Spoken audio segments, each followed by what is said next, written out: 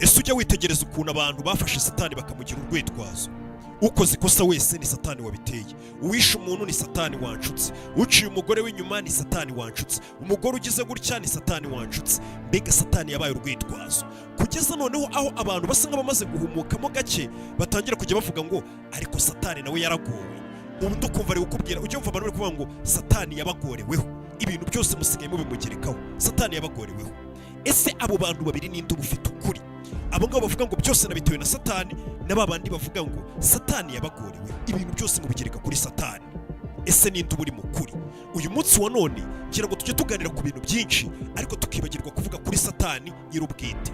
Niyo mpamvu kugira ngo izo mpaka z'abo bantu uko ari babiri tuzikemure, cyangwa se natwe buri munsi akabaye kose tukitirira satani, tugiye kurebera hamwe ibintu 10 satani adashobora gukora, adafitiye ubushobozi. Biraza kukwereka ko akenshi hari igihe tubeshya mu byo tuvuga ngo ni satani wabiteye, cyangwa se bavuga ngo satani yaragowe.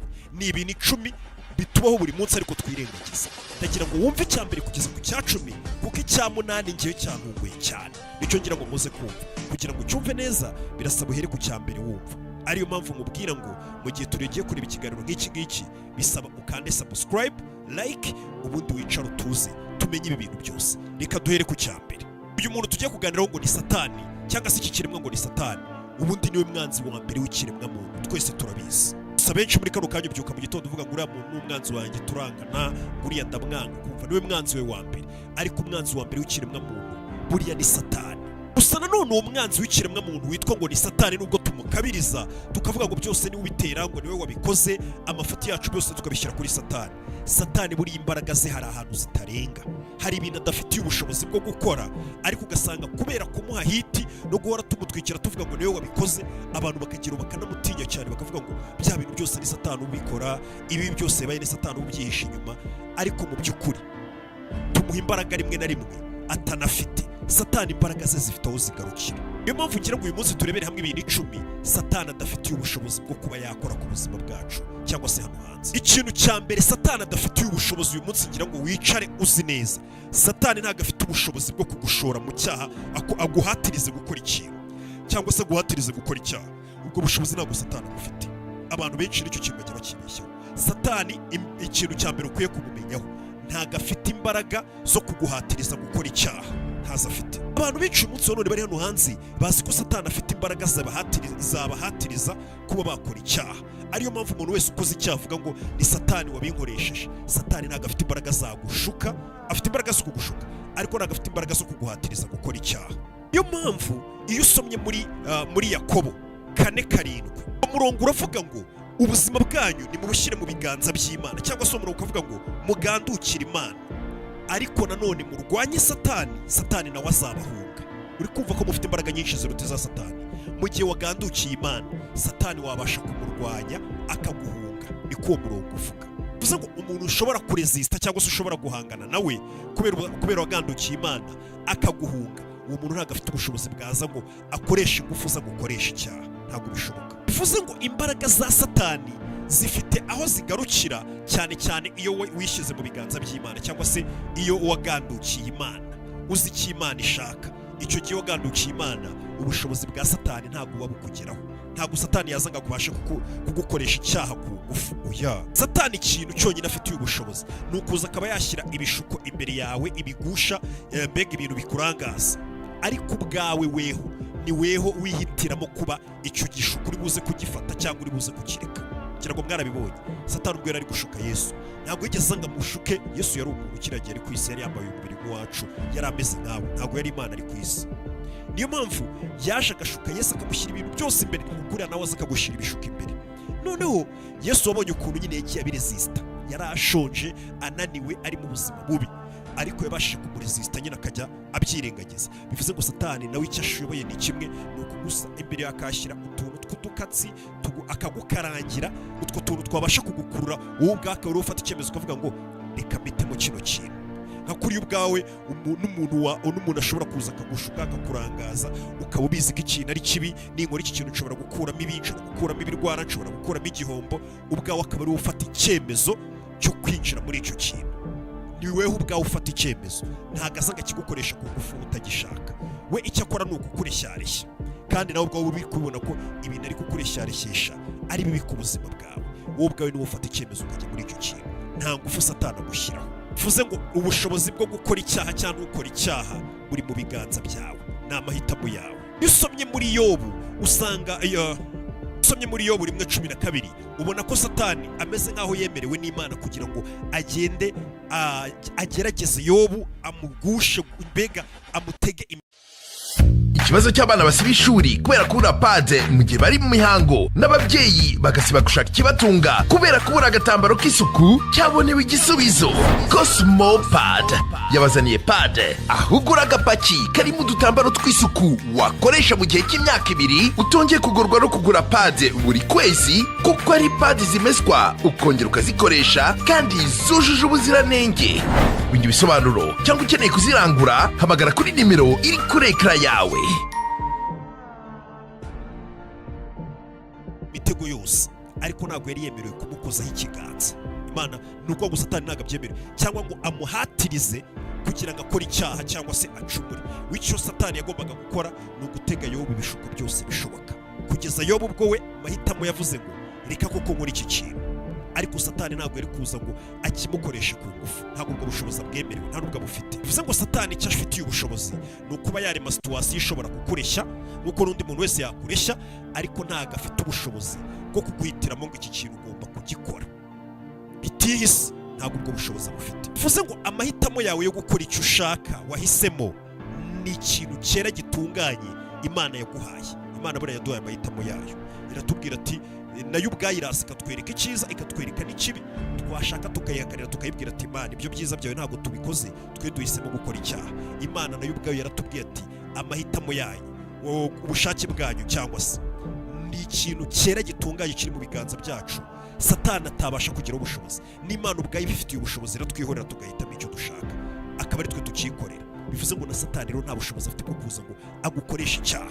Ariyo mpamvu umuntu atazongera kumva kubwira ngo biriya bintu ngo kuba nabikoze ngo ni Satani wabinkoresheje. Oya, yagutezaga akatsi aragukarangira, wowe ubwawe ubyihitiramo kubikora, n'amahitamo yawe. Ikindi cya kabiri Satani adafitiye ubushobozi ugomba kwicara uzi, Satani ntabwo afite ubushobozi bwo kugutandukanya n'urukundo rw'Imana. Satani uko yagerageza kose, uko yashyiraho imbaraga zose, uko wacumura kose, ibyaha byose waba urimo, Satani ntabwo yagutandukanya n'urukundo rw'Imana.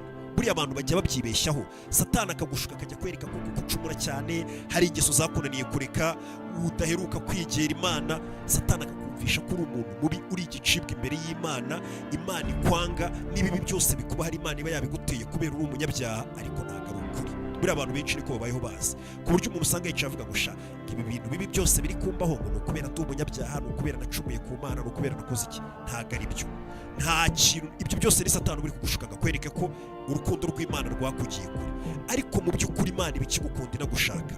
Ikindi kintu cya kabiri Satani adafitiye ubushobozi ni ukutagutandukanya n'urukundo rw'Imana. Icyo waba ukora cyose ku isi, ntabwo urukundo rw'Imana rwakuvaho. Abantu bashobora kukwanga bakagucira urubanza ngo uri ikifu, muri igicibwa, uri umugizi wa nabi, uri umwicanyi, ariko Imana iba ikigukunda. Ntabwo urukundo rw'Imana rwakuvaho. Kwa kundi ubona nyine nawe muri sosiyete ubona koko uri igicibwa, uvuga ati ndi n'uwo gupfa cyangwa se ndi umuntu mubi cyane, nawe ubwawe ukajya wibona ukabona uri nk'igishitani. Ni Satani ubikubeshya ngo uri nk'igishitani, ariko urukundo rw'Imana buriya ruba rukikuriho. Nk'uko ikunda wa wundi muntu ukiranuka uhora yisenga imbere bya hatari, buriya nawe rwa rukundo ruba rukikuriho. Ikintu Imana iba yanga ni icyo cyaha ukora gusa, ariko wowe ubwawe bikigukunda. Inagerageza buri munsi kureba ko yakwigarurira ikagutabara. Mu gihe abantu baba bakwereka kuri ikivume, ariko buriya ni Satani hari n'ububiri inyuma kugira ngo akwereke ko urukundo rw'Imana rutakikuriho, wihebe, noneho bituma ucumura ahubwo cyane kurushaho. Ibyo ngibyo ni ibintu nawe ubwawe ushobora gusoma muri Bibiliya, ugasoma mu Baroma igice cyangwa umurongo wa 8, bavuga igice cya 8 umurongo wa 38 kugeza kwa 39. Bya bintu byo kuvanga umurongo n'ibice rero nanone yagisira cyakomeje. Awo murongo iyo usomye usanga hari ahantu havuga ngo wumve hano hantu neza witonze kugira ngo umenye ko Satani adashobora kugutandukanya n'urukundo rw'Imana. Aho hantu haranditse ngo kuko namenye neza yuko naho rwaba urupfu cyangwa ubuzima cyangwa abamarayika cyangwa abategeka, abayobozi cyangwa ibiriho byose cyangwa n'ibizabaho cyangwa abafite ubushobozi cyangwa uburebure bw'igihagararo, niyo yaba uburebure bw'ikijyepfo cyangwa ikindi cyaremwe cyose, bitazabasha kudutandukanya n'urukundo rw'Imana ruri muri Kristo Yesu umwami wacu. Mbega Satani mu kintu adafitiye ubushobozi, nk'uko tubibonye muri Bibiliya, nta bushobozi afite bwo kugutandukanya n'urukundo rw'Imana. Abantu ni Satani ubikora akakwereka ko Imana yakwanze, nawe ubundi Satani icyo kintu akunze kugikora cyane, ukagenda ukiba ukumva Imana yarakwanze, ukumva uri umuntu mubi, nawe ubwawe wakwireba ukavuga ati ikikora ndi umuntu mubi, nkora ibi byaha byose, ndasambana, ndica, ndagambana, ndiba, bya byaha byose, mbega nawe ubwawe wakwireba, ku buryo mu mutima utangira kumva ko nimba hari umuntu Imana yaguda, mbega ku buryo uvuga ati nta nubwo natinyuka no kujya imbere y'Imana ngo nyivugishe kuko ndi umuntu mubi cyane. Mbega ukumva Imana yagukuyeho amaboko, wanatsitara waguka uvuga ati iki ni igihano Imana impaye. Abantu benshi bakunda kugira iyo myumvire kandi ntabwo ari byo. Cyangwa se ukumva n'undi muntu ari kukubwira ngo izo ni ingaruka za bya byaha byawe, ibyo ngibyo uri gukora ntabwo ari uko bikorwa, kuko akantu kakubayeho ngo ni ingaruka za bya byaha byanjye. Nunareba neza uzasanga abasenga cyane babandi batameze nkawe hari n'igihe bahura n'ibyago ahubwo byinshi biruta ibyawe, kubera Imana nyine ngo igusha imvura ku bantu beza n'ababi. Rero ntibikajya bigukura umutima ngo wumve urukundo rw'Imana rwakuvuyeho, ibigutegereje igihe cyose ukwe wakwibona nk'igicibwa. Turabibonye mu murongo, twikomereze. Icya kabiri ubwo tubonye Satani nta bushobozi afite bwo kugutandukanya n'urukundo rw'Imana cyangwa rwo guhagarika konekisiyo y'urukundo ruguhuza n'Imana. Ikindi kintu cya gatatu Satani adafitiye ubushobozi, mbega atashobora, mwebwe mujya mumuha imbaraga adafite, nyine mukavuga ngo ibintu byose muri Satani wabikoze ngo ibiki n'ibiki. Satani ikindi kintu cya gatatu adafitiye ubushobozi kitari mu mbaraga ze, Satani ntabwo yahagarika gahunda Imana igufiteho. Ntabwo Satani afite imbaraga zabasha gukumira iby'Imana yari yaraguteganyirije byiza kuri weho. Ngira ngo uyu munsi wa none iyo umuntu ujya kubona ukabona umuntu yari afite nk'ibintu agiye kugeraho, yari afite nk'amafaranga, yari agiye kubona akazi, agiye kubona ubutunzi, n'ibyo ngibyo byinshi agiye kubona, nawe ubona ko ubifite, cyangwa se ahazaza heza imbere yawe, wabona byanze bisa nk'ibisubiye inyuma, ugatangira kuvuga ngo Satani niwe ubihagaritse, ngo Satani ahagaritse imigambi myiza Imana yari ifiteho y'iterambere ryanjye cyangwa ry'ikindi cyiza. Ntabwo ari byo. Satani ntabwo afite ubushobozi bwahagarika imipangu cyangwa se ubushake bw'Imana kuri we Imana yari igufiteho, ntabwo bishoboka. Haba hari ikindi kibazo cyabayemo, cyangwa ibyo byose nabyo bikaba byari mu bushake bw'Imana, kuko hari ibindi iri kugutegurira, ariko ntabwo ari Satani ubihagaritse. Izo mbaraga ntabwo azifite zavuga ngo Imana yari igufiteho imigambi, yarateguye kuguha ibi bintu runaka, iterambere runaka, ngo Satani ngo azabihagarike. Ntabwo bishoboka. Niyo mpamvu uzumva bamwe mu bantu dusigaye nita ngo ni abesikoro, aza akakubwira ngo weho ngo Imana yari igiye kugukorera ibi, ariko ngo hari ikintu ngo cyabyitambitse, ngo kubw'iyo mpamvu ngo ngiye ngo nabigufashamo icyo kintu kigahita noneho gikomeza bya bintu by'Imana yari igufite muri gahunda bigakomeza. Ntabwo ari byo. Imigambi y'Imana ibigufiteho ibigomba kukugeraho uko byamera kose, waba ukora icyaha waba udakora icyaha, izo gahunda hari ukuntu Imana ibigenza, gahunda igufitiye ikaba. Satani ntabwo yabihagarika. Ibyo ngibyo kugira ngo ubibone neza ushobora kubisanga muri Yeremiya, usomye umurongo wa 29 ugahera uvuga igice cya 29 umurongo wa 11, sibyo? Imirongo n'ibice wahapi kabisa bikomeje kuncanga, ariko naho ngaho Yeremiya 29:11, aho hantu iyo wasomye haranditse ngo mbega ni Imana yari iri kubwira abantu, ngerega njyewe nzi gahunda mbafiteho cyangwa se imipangu y'ibyo nshaka kubakorera, ni byiza ntabwo ari bibi, kugira ngo mbategurire ibyiringiro cyangwa se umutima w'ibyo muzabona ejo hazaza. Mbega mbategurire ibyiza by'ejo hazaza, niko Uwiteka avuga. Bivuze ngo Imana gahunda ibafiteho ni nziza, ntabwo ari mbi, ibishaka kubakorera y'ejo hazaza. Bivuze ngo Satani ntabwo ari uza ngo abwira Imana ati izo gahunda ni wari ugiye gukorera uriya muntu kuko yakoze ibyaha cyangwa se kuko atari kwitwara neza, uzihagaritse tumukorera ibibi. Satani ntabwo aza kwivanga muri gahunda Imana igufitiye, kuko Imana ubwayo hano iratubwira ngo yewe nzi gahunda ngufiteho ni nziza, ntabwo ari mbi, kugira ngo mbaremere umutima w'ibyo muzabona hanyuma. Ubwo hanyuma nyine baba bavuga n'ejo hazaza. Iyo bisomye muri Bibiliya y'Icyongereza nibwo ubona neza ko izo gahunda nyine ari nk'uko ndi kubikubwira, ati niko Uwiteka avuga. Bivuze ngo mu yandi magambo, imitego yose Satani yatega n'ibyo yategura byose, Satani ntabwo yahagarika ibyo bintu byiza cyangwa se gahunda Imana ubwayo yivugiye ngo yifuza kubakorera ejo hazaza nziza itari mbi. Enda urugero rwiza naguha, usomye mu gitabo cy'Intangiriro, ndakeka yani mu Ntangiriro, usanga harimo umugabo n'umwana yarakiri muto witwaga ngo ni Yosefu. Yosefu afite ukuntu iwabo bamukundaga, bamufata neza, ku buryo n'abantu bamurebaga bakabona, abavandimwe bakabona ejo he hazaza ni heza bitewe n'igikundiro yari afite. Bituma bamugirira ishyari, baramugambanira, baramugurisha ajya kuba umucakara. Ariko uri kumva icyo kintu, kuba wari ufite ejo hazaza heza, abantu bakakugambanira ukajya kuba umucakara. Kuba umucakara ni bibi cyane kurusha uko umuntu yakugambanira akagufungisha bakagukatira imyaka myinshi muri gereza yaba amageragere n'ahandi. Ngira ngo ibyo bintu urabizi ko umuntu ashobora kukugirira ishyari kuko hari ubuzima yabona gufite akaba yagufungisha ukajya gufungwa za mageragere, wowe ubwawe ukagenda ukibuka ukavuga ngo ejo hanjye hazaza Imana yari yaranteguriye, nari umujene, nari umukobwa, nari umusore uri kwitegurira ejo hanjye hazaza heza, ukagira ngo ahazaza hawe hararangiye kuko nyine Satani abyivanzemo cyangwa abantu babyivanzemo, ariko ntabwo ariko bimeze. Uyu Yosefu noneho ntabwo bamufunze gusa, bamugurishije kujya kuba umucakara. Umucakara aba ari umuntu mubi cyane, kugira ngo uzikure mu bunyago mu bucakara nta nubwo byapfaga kubaho, bwabaga ari ubuziraherezo n'abana uzabyara bagakora ari abacakara. Nibyo bihano bibi cyane kurusha na gereza ushobora gukatirwa ukazafungwa. Bamaze kumugurisha agiye kuba umucakara Yosefu kubera ishyari bari bamugiriye, ibyo byose wari ubiri inyuma no gushuka abavandimwe be, ni Satani nyine wari wateguye iyo purani yose kugira ngo bamugirire ishyari ubundi bamugambanira ajye kuba umucakara. Imana ifite ukuntu imipangu yayo Satani adashobora kuyihungabanya. Ibaze umwana wari ufite ejo hazaza bakamugurisha akaba umucakara, noneho Imana yahise ivuga ati noneho nimba ari nuko bigenze reka mitegurisha iyo situwasiyo mumushyizemo y'ubucakara, aba ariyo noneho mpita muzamuriramo nyimuheremo icyubahiro kinarenze cyane. Ariyo mpamvu we nubona watekerezaga ko uzagira ejo hazaza heza, ushobora kubona bagufunze, ushobora kubona wisanze mu kindi kibazo kibi cyane, ejo hawe hazaza ukabona hararangiye burundu. Bijya bibaho ukabona banki iraje, ibintu byose wari warakoreye imyaka yose bisubiye hasi burundu, ukavuga ati ntabwo bishoboka ko imyaka mfite 40 50 nazongera gusubira ku byo nari mfite, ukiheba burundu pe, ukabona byararangiye ko hazaza hawe harangiye. Ariko ntabwo ariko bimeze. Kimwe na Yosefu, Imana yise ikoresha iyo situwasiyo mbi yari arimo yo kuba umucakara, ituvuga ati reka aba ariyo muzamurira amahubwo noneho hahazaza he mpagire heza kurushaho. Imana yise ikoresha Yosefu imugira umuntu ahubwo abandi bantu bazakuraho umugisha. Imana yise izamura Yosefu imushyira muri pozisiyo mu gihugu yari arimo, ni mu Misiri, aho noneho ahubwo yabashije kuba yatabara famiye ye, anatabara igihugu cye cyose agikiza inzara. Ibaza umuntu wabonaga nta hazaza afite, akaba ari we muntu ushobora gutabara igihugu inzara. Hahandi nyine muri make warihebye uvuga ngo byonyine n'umwana nabyaye cyangwa se na famiye yanjye ntabwo nshobora kuyikiza inzara, wenyine ari kubibona.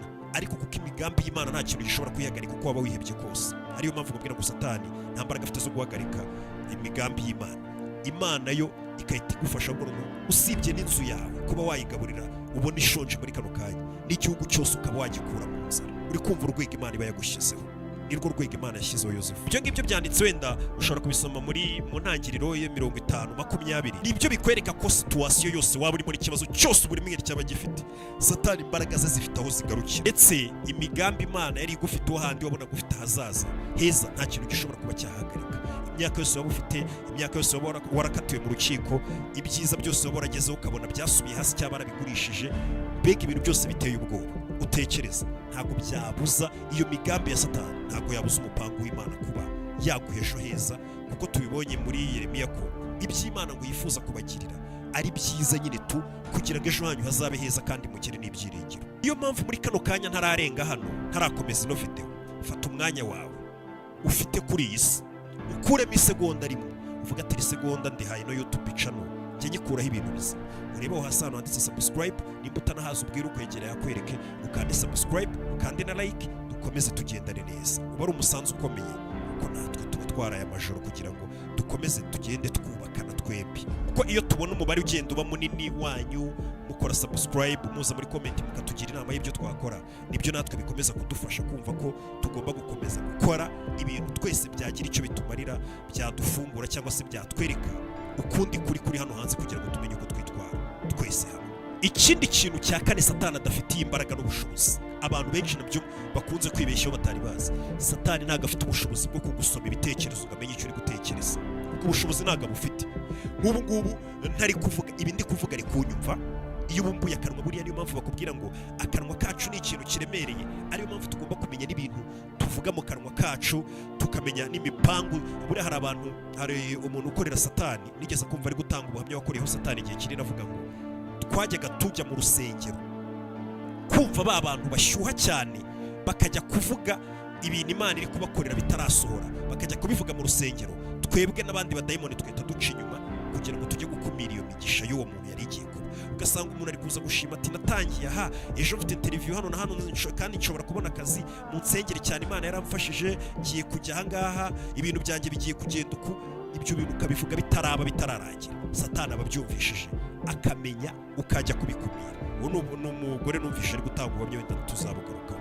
Satani ibintu wasohoye mu kanwa ukavuga arabyumva, akaba yanagerageza kugenda ategatega udutego kugira ngo arebe ko yaguta mu bindi bishuka ibyo bintu, arebe ko bitazagerwaho, kuko yanga iterambere ryawe n'ibyiza byakubaho, keretse ari ubiguha ari buze kugutegera mu mutego. Niyo mpamvu bakubwira ngo satani ntabwo afite ubushobozi bwo gusoma ibitekerezo byanjye. Ubu ngubu ibintu ntari kuvuga ntabwo yabimenya, ubwo bushobozi ntabwo abufite. Imana yonyine niyo ifite ubushobozi bwo kumenya ibitekerezo byacu. Muri cya gihe utabumbuye umunwa, Imana niyo mpamvu bakubwira ngo ibikuzi iz'umutima wawe. Usomye mu gitabo cy'Abami niho usanga handitse ngo Imana nizi imitima ya buri muntu wese. Kumenya umutima ntabwo ari wa mutima upompa amaraso, niho kuvuga ngo Imana niyo ibizi nimba uri umuntu mwiza mo imbere, ibyo utekereza, ibyo upanga gukora utabumbuye akanwa. Ibyo byonyine ni Imana ngo ibizi imitima y'abantu bose, ntabwo ari satani. Muri make satani we ubushobozi afite we n'abadayimoni be ni ugucunga ibikorwa ukora, muvu zose ukora, muvuma zose ukora, abagucunga akavuga turiya muntu agiye gukora ibi, n'amagambo akuva mu kanwa akamenya ibyo uri gupanga, ibyo ukora n'ibyo utegura gukora, naho ngaho agenda agutegera. Niyo mpamvu niyo ari kugutega bya bishuko bye ashingira ahanini ku byo abona ukora, kuho abona ujya, ku byo yumva uvuga, naho ngaho agenda agutegera.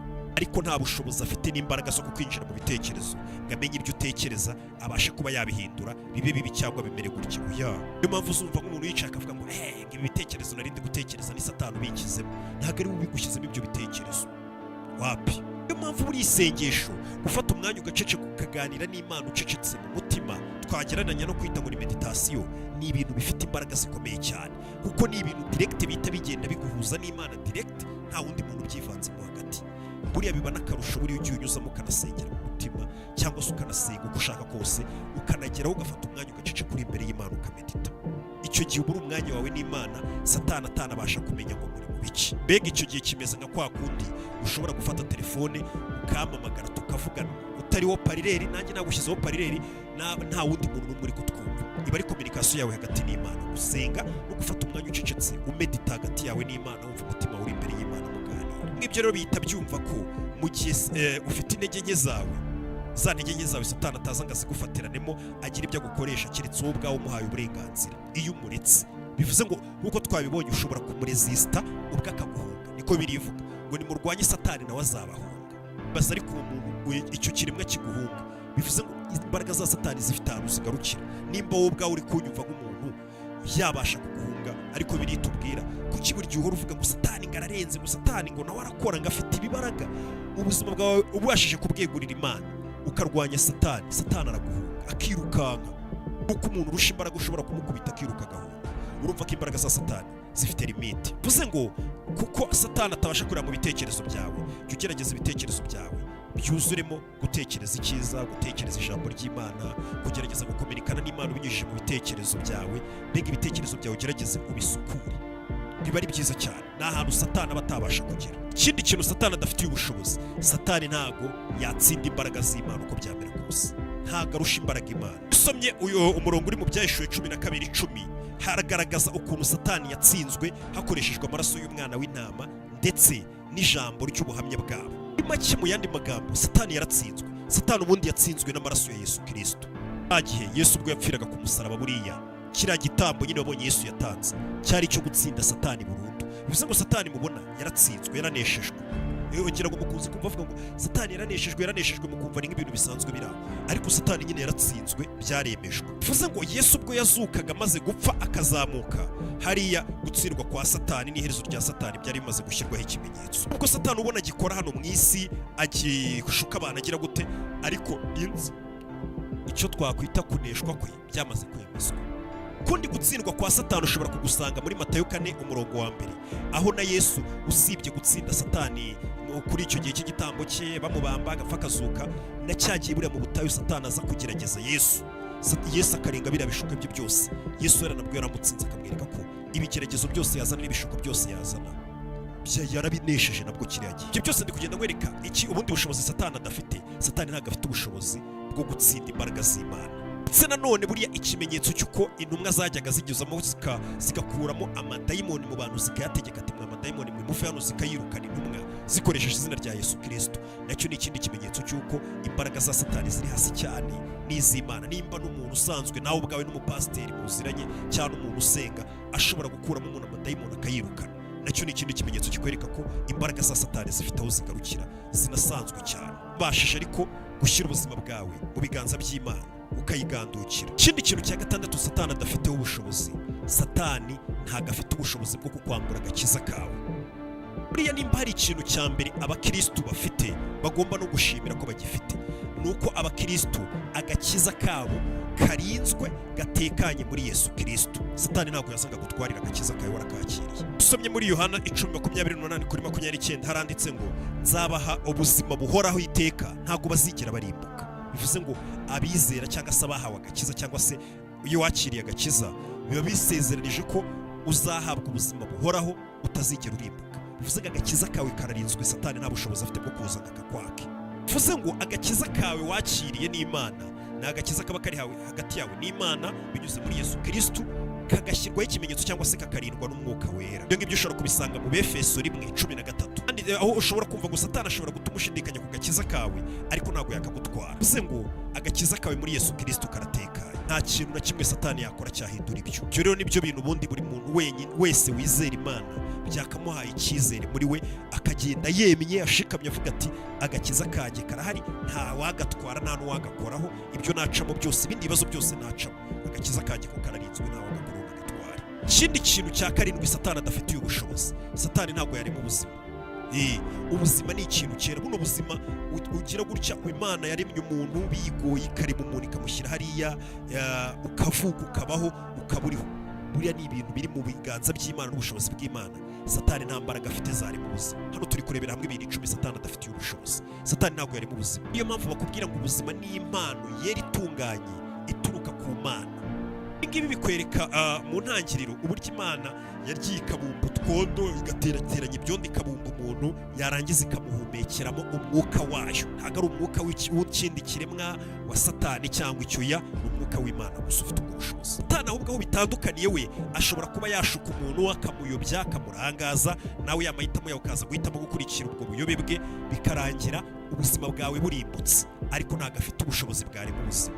Ubushobozi bwa Satani aho bugarukira mu kubeshya, gushukana no kurangaza no kuyobya umuntu, kugira ngo ahubwo bwa buzima Imana yaguhaye n'ubwo gutegurira buzahoraho iteka, arebe ko yagushuka ubwawe ukaza gushiduka wabutaye ukazaburimbura. Niyo mpamvu Satani yaba afite ubushobozi buhambaye bwo kurema, nawe yari kurema abantu be akababwira ati none namwe murwanye Imana mujye munsenga twanga Imana, ariko ntabwo yabasha kurema abantu be. Niyo mpamvu ahora agerageza kuzaho bwo gushuka abantu b'Imana aribo twebwe namwe mwese muri kunyumva. Mpamvu bakubwira ngo Imana yo mu gihe ifite ubushobozi bwo kurema, Satani we ahantu ahasa nk'ahashyira imbaraga cyangwa aba yumva ashaka gukoresha we ni mu bushobozi bwo kugerageza kurimbura. Ibyo ngibyo bisobanukiwe rero byongera kukumvisha agaciro k'ubuzima, uburyo ari Imana idasanzwe Imana iba yaraguhaye, udakwiye kubukinisha cyangwa se ya mikino njya mbona muzana yo kujya kwiyahura, mugiye ngo ndashaka no kwiyahura niyambura ubuzima.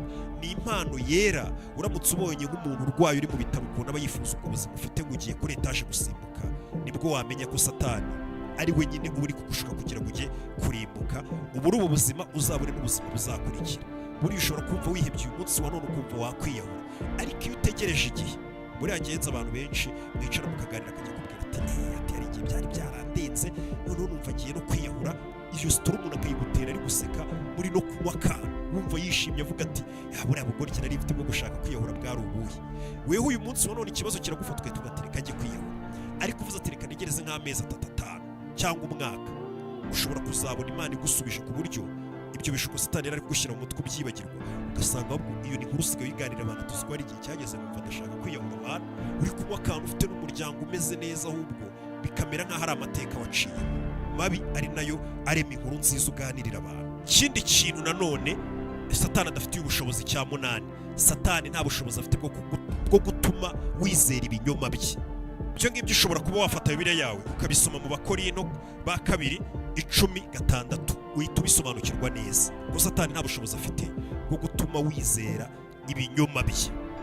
Make ni umurongo ugaragaza ko abizera cyangwa se mufite ubushobozi muri mwebwe bwo kuba ibinyoma bya satani mwabihakana mukanabirwanya, ntibitume hari ikintu na kimwe mukora, kuko nta bushobozi afite bwo kuza gutuma ibinyoma bye ubyizera ngo ubishyire mu bikorwa, ahubwo ufite ubushobozi bwo guhita ubibona ukabyanga ukanabirwanya ukavuga ati ibyo binyoma byawe wapi. Ubwo bushobozi murabufite, nk'uko umuntu ashobora kuza kuguteka imitwe umubona ukamusaba ukavuga ati uzajye kubeshya Abahinde. Ko ushobora kubisoma muri Yohana 8, Satani kuko niwe se w'ibinyoma byose, buriya niwe munyabinyoma wa mbere ubaho, niwe papa w'ibinyoma byose. Se yakomeza havuga ngo dufite ijambo ry'Imana nk'umurinzi wacu ubuzima bwacu n'ibyo dukora, n'ibyo binyoma byose bya Satani. Ijambo ry'Imana ni umurinzi w'ibyo byose. Ariyo mpamvu uri bukwiye gusoma ijambo ry'Imana, ukamenya ijambo ry'Imana niryo rigenda rikwereka ko rikubera umurinzi w'ibyo binyoma bya Satani, kuko mu ijambo ry'Imana usangamo ukuri, ku buryo ibyo binyoma iyo bigiye kuza uhita uvuga ati kiriya ni ikinyoma tu, rya jambo rikakurinda. Kwa kundi nyine iyo uzi itegeko wararisomye, umuntu yagerageje kukubangamira uvuga ati uyu muntu uburenganzira bwanjye arabuhonyoye, kandi itegeko rindengera ndarizi kuko warisomye. Niyo mpamvu nakubwira ati ijambo ry'Imana riragukingira ibyo binyoma bya Satani, bijya kuza uzi ko wabasha kubiresista. Ikindi kintu cya 9 abantu benshi batajya bitaho cyane, buriya Satani ikindi kintu adashoboye, ubundi bushobozi adafite muri we. Satani ntabwo afite ubushobozi bwo kubera hose icyarimwe. Hari ukuntu abantu batekereza ko Satani ashobora kubera ahantu hose icyarimwe, ariko Imana yonyine niyo ifite ubwo bushobozi bwo kubera ahantu hose icyarimwe. Satani ni ikiremwa kiri aho ngaho, bivuze ngo ubushobozi afite n'ubwo kuba ahantu hamwe igihe kimwe nkatwe twese. Satani ntabwo afite ubushobozi bwo kuba yabera hose icyarimwe nk'Imana. Ibyo bintu kugira ngo byumve ko Satani adashobora kubera hose icyarimwe, iyo usomye muri Yobu 1:7, Imana yabajije Satani iti uturutse. Satani asubiza Uwiteka ati mvuye gutambagira isi no kuyizereramo. Mbega nawe n'inzererezi nkatwe, kumutaba uri hano ndi ngo mbe ndi no mu mujyi icyarimwe, mbe ndi n'Iremera icyarimwe, n'ahandi hose icyarimwe, no mu ntara icyarimwe. Niko na Satani ameze. Nibwo wabyivugiye muri Yobu bavuga ngo mvuye kuzerera isi no kuyitambagiramo. Bivuze ngo nawe yashaka kugira amakuru amenya ahantu yigirayo, cyangwa se network nini Satani akoresha ni ugutuma abamarayika bamanukanye nawe aribo hano ku isi twita ngo ni amadayimoni. Ayo madayimoni n'abazenguruka hirya no hino, iyo network yabo niyo bahurizamo amakuru bagakominikana bakamuha raporo. Ariko Satani ntabwo yabera hose icyarimwe, atuma amadayimoni nk'uko n'umwafanda atuma abasirikare be kuko atabera hose icyarimwe, ati mu gihe hariya muze kunzanira amakuru y'ibiri kubabera na hano n'abamaneko be. Niko bigenda. Ibyo ngibyo rero bigahita bikwereka ko Satani mudahorana cyangwa se mutamuri kumwe, ariko Uwiteka muhorana igihe cyose. Imana yo ibera hose icyarimwe, muba muri kumwe ahantu hose ugiye. Ibyo nacyo bijye byongera bikwibutse ubushobozi bw'Imana, kuko naje gusanga ari ukuntu tujya duha Satani imbaraga adafite. Kandi biriya bintu ni bibi, bituma dutinya, nitwigirira icyizere, tukumva ko nta bushobozi dufite, kandi Imana yaraduhaye ubushobozi bwose muri twe kugira ngo duhangane na Satani. Rero biba byiza kumenya ibyo Satani ashoboye n'ibyo adashoboye. Niyo mpamvu tuba twakoze iki kiganiro. Satani nta bushobozi afite bwo kubera hose icyarimwe, ni Imana yonyine mubana igihe cyose, ahantu hose, ikanabana n'abari mu bindi bihugu byose icyarimwe. U Rwanda bahurikiye bari muri Amerika iri kumwe nabo, abari Zambia iri kumwe nabo, abari mu Gatsata biri kumwe nabo, nanjye hano muri studio tuba turi kumwe gake gake. Ikindi kintu Satani adashobora kwirenza cyangwa se adashobora kwikuramo, cyangwa se bya bindi bavuga ngo kwigobotora, ni ijambo ry'Imana. Ubwo bushobozi nabwo ntabwo bufite. Ijambo ry'Imana ngo ni intwari ikomeye cyane, icyo Imana yavuze ikagishyiraho ubwo ngubwo kigomba kuzasohora. Satani nta bushobozi afite bwo kuba yaza agakureho arwanya iryo jambo ry'Imana, ntabwo bishoboka. Iyo usomye mu Baheburayo 4:12 nibwo ubona ukuntu ijambo ry'Imana rikomeye cyane, aricyo kintu nanone Satani adashobora kuba yabasha kwigobotora cyangwa akirwanya. Ijambo ry'Imana uzi ukuntu mu Baheburayo Bibiliya rigaragaza, kugira ngo mve ubushobozi bw'ijambo ry'Imana.